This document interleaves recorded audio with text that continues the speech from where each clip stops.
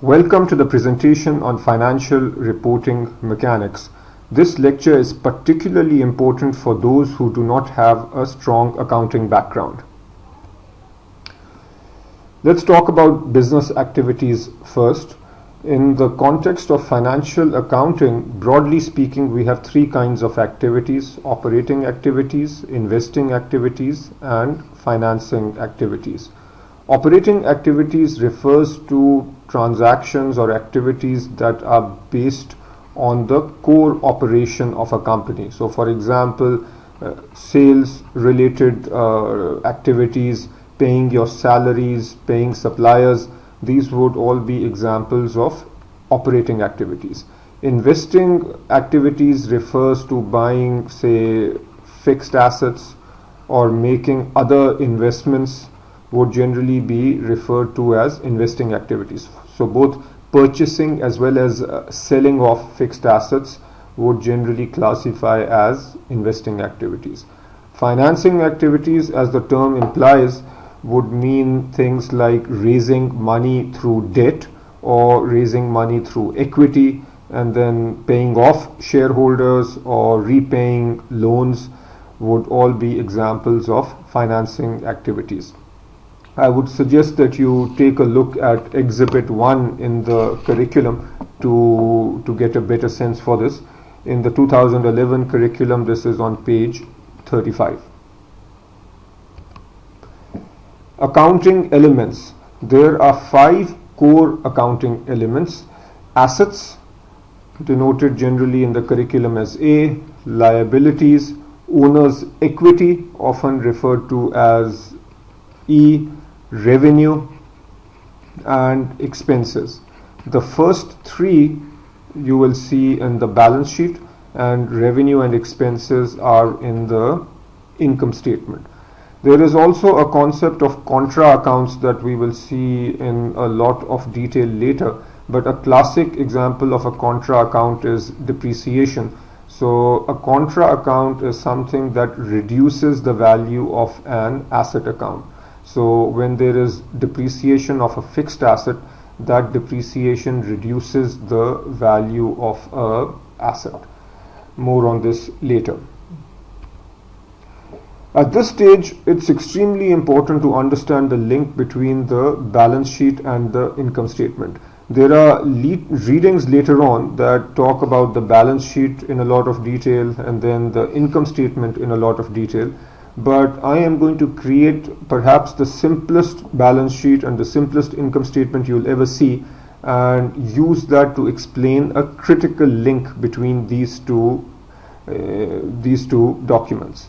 So let's say that you start a business on 1 January 2010 and you have a very simple balance sheet where you raise money through debt. So you raise $20 by borrowing it, and equity is 80. So that means you put $80 of your own, and you use this money to buy inventory worth 100. So on day 1, you have total assets. So inventory is an asset. Your total assets are 100, and liabilities plus equity also 100. Notice that assets will always equal liabilities plus equity. And then your business transaction for the year is that you sell this inventory. So the $100 worth of inventory you sell for $150. So you make some money. Now how do you show the income statement? The income statement for the year 2010 will basically show revenue of 150 since you sold your goods for 150. In this very simplistic world with no expenses other than the $100 that you paid for inventory, so that's your expense. We are assuming no taxes, no depreciation, etc. So your net income is 50. Notice that this expense of 100 is not a cash expense directly. This 100 refers to the cost of goods sold. So this refers to the $100 inventory that you sold. So your net income is $50. Of this net income, let's say that you pay dividends worth 10, and what you are left with you pump back into your business, or you plow back into your business. So this $40 that you put back into your business is referred to as retained earnings. These are the earnings that you retained for your business. And this illustrates a fundamental point, which is that net income either gets given away as dividends or it gets retained in the business. Dividend plus net income will always equal, dividend plus retained earnings will always equal net income. Now, let's look at the balance sheet at the end of the year. So on 31st December 2010, what does our balance sheet look like? We don't have any inventory because we sold it all, but we have cash. So how much cash do we have? Let's say that all these transactions were cash transactions, so we sold our inventory for $150 in cash, but then we paid out dividend worth 10, so 150 minus 10, so we have cash worth 140. So if you look at your total assets, the only asset you have at the end of the year is cash, which is 140. What about your liabilities? Your liabilities in this simple example did not change. The $20 that you borrowed, you still owe, so that's still your liability. What happened to equity? You started out with equity of 80, that's how much money you put in. That is also referred to as contributed capital. And then you plowed this $40 back in the business. So you could have taken this out if you wanted, but instead you put it back in the business. So you add the retained earnings, which is 40, and your total equity now becomes 120. And what is liabilities plus equity? Notice that the liabilities were 20 plus your equity now is 120. So liabilities plus equity is now 140, and as always the assets will be equal to liabilities plus equity. So as you've seen, the critical link between the income statement and the balance sheet is that the retained earnings get added on to the equity. So this $40 gets added over here. Had the company not paid out any dividends, then the entire net income of 50 would have been shown as retained earnings. So that's one important point. Another important point is that the increase in that, basically an indication of whether or not you are doing well, is the fact that your asset values are going up and hence your equity is going up. Notice that your assets went up by 50 because you sold inventory worth 100, you sold it for 150. So that represented an increase in your assets of 50. Of that 50, you took 10 away as dividends, so that money leaves the company, and the retained earnings are 40. That's what gets added to equity, and this process helps ensure that our assets still remain equal to liabilities plus equity. Now some fundamental accounting equations. As you've already seen, and this is something you need to be very familiar with, the assets will always be equal to liabilities plus owner's equity. If you take this one level deeper, as you just saw, assets will be equal to liabilities plus contributed capital plus our retained earnings. In the example that we just saw, at the end of the year, our assets were worth 140, and these were equal to liabilities 20 plus our contributed capital, this is the money that we contributed, 80, plus our retained earnings. So we should then, so retained earnings are 40 from the previous example, so notice that the two sides of the equation match. Then finally this equation over here, so this is another way of looking at the accounting equation, and let's do that with the example we just saw. Assets 140 is equal to liabilities 20 plus contributed capital 80 plus beginning retained earnings. At the start of 2010 our retained earnings were 0, and then our revenue for the year was 150 minus expenses were 100, this was our cost of goods sold, minus dividend 40. So again this equation will balance. 20 plus 80 is so 20 plus 80 is 100, and then this 150 minus 100 minus 10, all this gives us 40. So again the accounting equation balances. So you need to be very, very familiar with these equations. Let's look at another simple example now. If you are given liabilities, contributed capital, beginning retained earnings, revenue and expenses, what are the total assets? So let's construct our balance sheet. Again, this is a straightforward balance sheet. Let's say assets on the left, and here we'll have liabilities plus equity. So what are our liabilities? So liabilities are given as 2000, and then what is our equity? Equity will be equal to the contributed capital, that's how much money was put in, 2000, and then beginning retained earnings, this is how much retained earnings the company has at the start of the year, so that's also part of equity. And then for the year, here notice the net income is going to be revenue minus expenses, which is 1000. Dividends are not given, so let's just make it explicit that dividends are equal to 0. So the retained earnings for the year are 1000, so 1000, hence our total equity is 2000 plus 1500, which is 3500, plus 1 4500. Equity is 4500, liability is 2000, so total liabilities plus equity will be 6500, and this then must be equal to our total assets. So total assets then are 6500.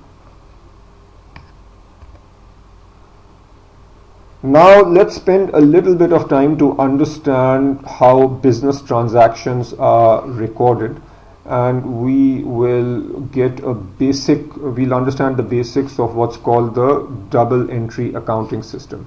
In double entry accounting system, for every business activity we log 2 entries. So let's look at how we do this. Let's say that we purchase land worth 100 for cash.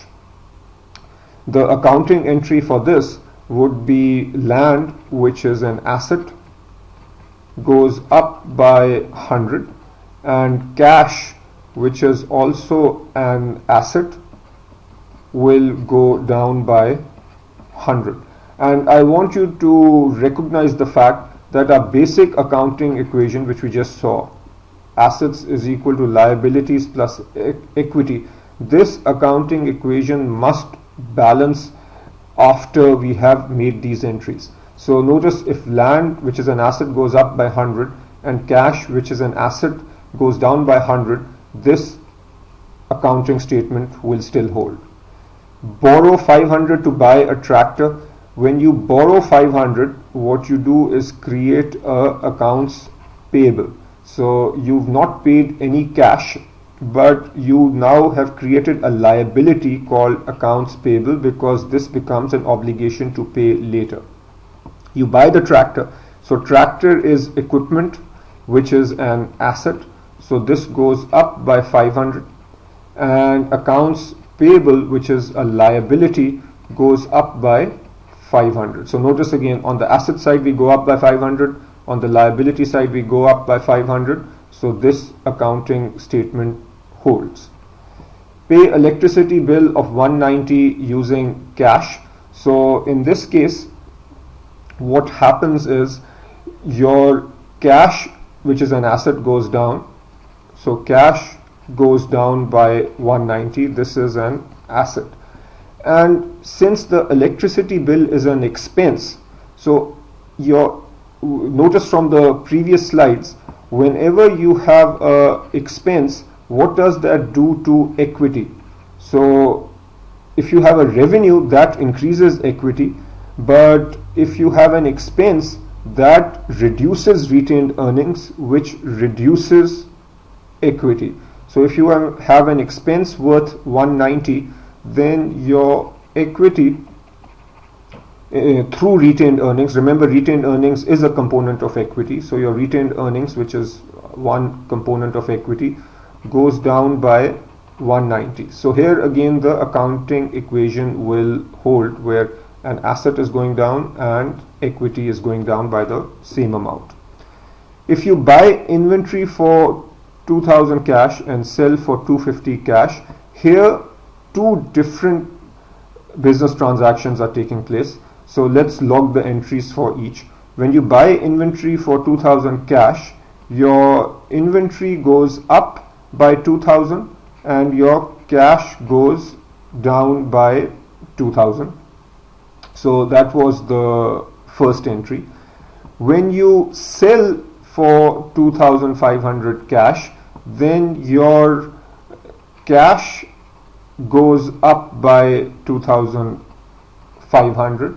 And what happens to your inventory? Your inventory, which is an asset, goes down by 2000. So the inventory was recorded on your books for 2000. When you sell this, your inventory is going down by 2000. So what happens to the 500? Notice that even though, so cash is an asset, inventory is an asset, if we just leave it at this, we do not balance the accounting equation. However, we sold this inventory at a profit of 500, so that increases our retained earnings. So our equity goes up by 500, and when we take this into account, then our overall accounting equation will continue to hold. Now let's talk about the concept of accruals accounting. The principle of accrual accounting is that we should record revenue when earned and record expenses when incurred. We will discuss this in more detail when we do the reading on income statements, but briefly, this means that you actually can record revenue when you earn it and not necessarily when you get cash. So if you sell office equipment and your customer will pay you next year, you can record revenue because you have delivered your product and whatever service you were supposed to deliver. So you can record revenue even though you've not received cash. So essentially what happens is that your equity goes up even though you don't get cash, but you create an account called accounts receivable. And similarly, you might incur an expense even though you have not paid for it. So here, as an example, you might have used the time of your employees. So you have incurred the salary expense, but if you have not paid for it, then we create a liability that I'm going to talk about shortly. So what are some of the most important accounts that are created because of this accrual system? One is unearned revenue, where you get cash before earning revenue. Classic example would be a newspaper company, where the newspaper might get all its subscriptions, so it might get cash at the start of the year, but obviously the newspaper will be delivered throughout the year. So what do we do here? At the start of the year, when the company, let's say it gets cash worth $1,000 for its subscription. So our entry would be cash goes up by 1,000, and the liability account that we create is called unearned revenue.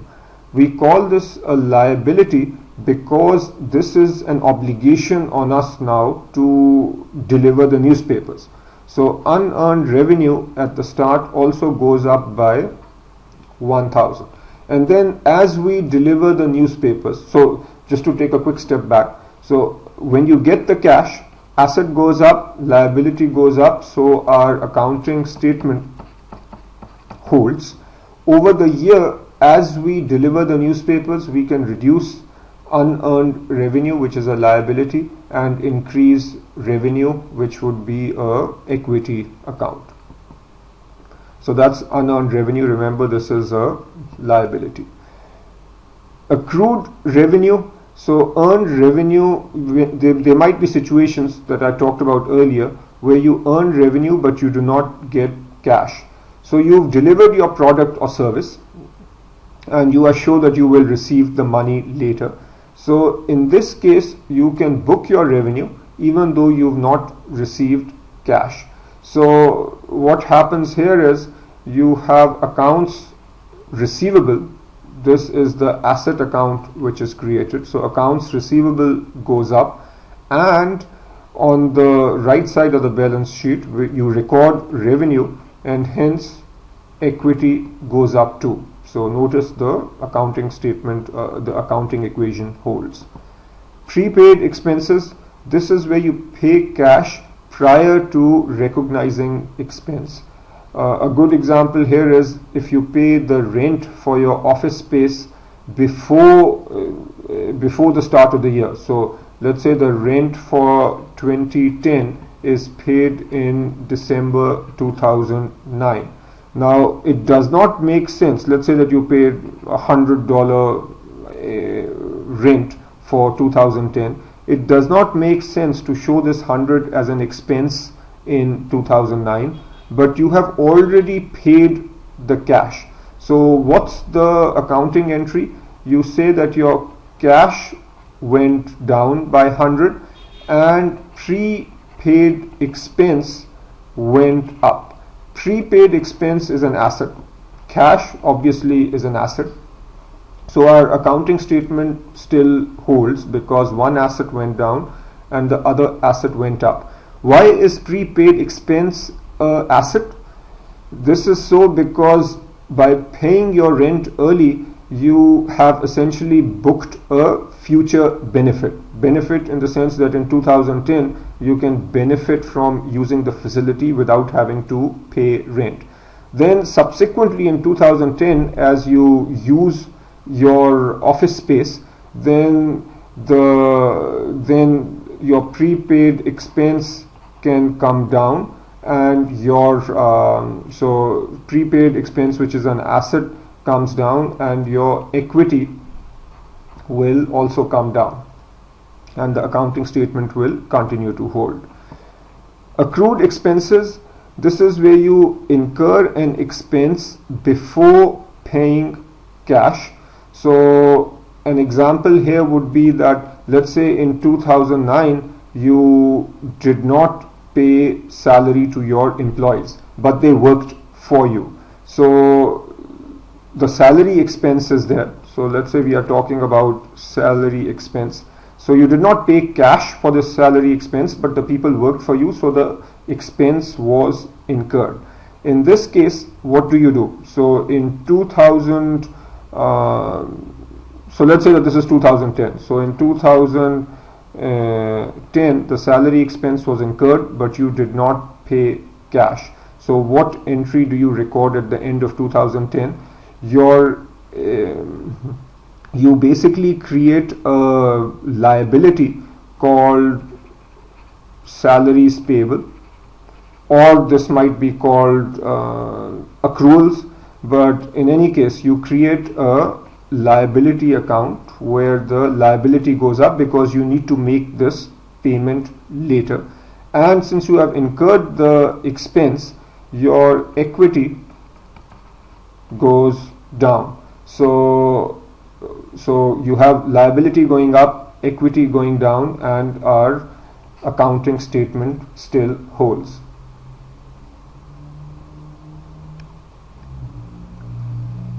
This is a straightforward slide, simply talks about the flow of information in an accounting sense.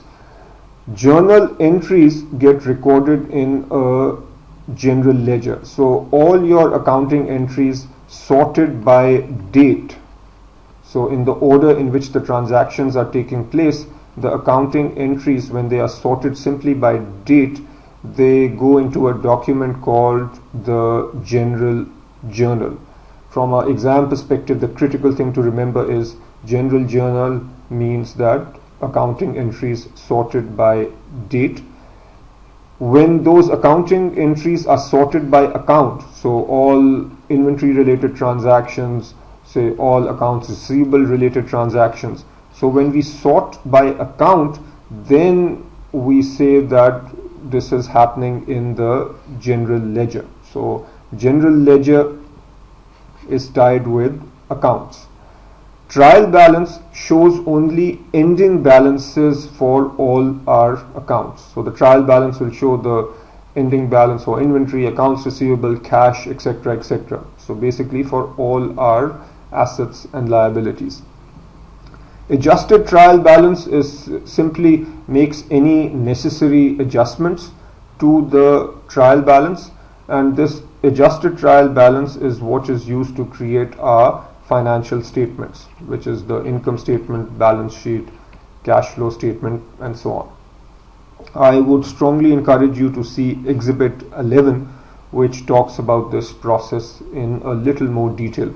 But most probably from an exam perspective, this is the core information that you need on this subtopic. The use of results of accounting process in security analysis. Just a brief comment here, and then we will see this in a lot more detail as we go through financial reporting and analysis.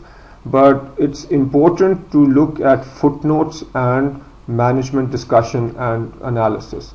So every asset and liability or items on the income statement, while they are given briefly in the core accounting statement such as the balance sheet and income statement, but associated with every item here, so for example property, plant and equipment in the balance sheet will have detailed footnotes, and as an analyst you need to study these footnotes to understand what is going on. Similarly, management discussion and analysis, so this is management's opinion or management's explanation for what is going on in the financial statements or what's going on with the company. And from an analysis perspective, it's very important to understand this also. As an analyst, you should recognize that companies can present information in a misleading manner, and a smart analyst should be ready for this. Later on in the FRA curriculum, you will see examples of where there are large opportunities to present information in a misleading manner. But just to give you a quick blurb right now, the largest area for misuse is where companies try to overstate revenue by trying to recognize more revenue than should be recognized. If you did not understand that, don't worry about it too much. We'll see this in detail later. Analysts should be able to understand assumptions behind numbers, and a lot of what we will see in the next few lectures will be material that helps us understand the sorts of assumptions that go behind the numbers in the balance sheet and the income statement. So that is it for now. I think this is a foundation reading, so make sure you understand the link between the balance sheet and the income statement very well, and you understand your basic accounting entries. Also, it's not necessary to know the concept of debit and credit. You will never see these terms in a CFA exam. If you already know the stuff, well and good. If not, all you need to know is whether an asset account is going up or going down, and whether liabilities and equity accounts are going up or down. So that from a CFA perspective is good enough.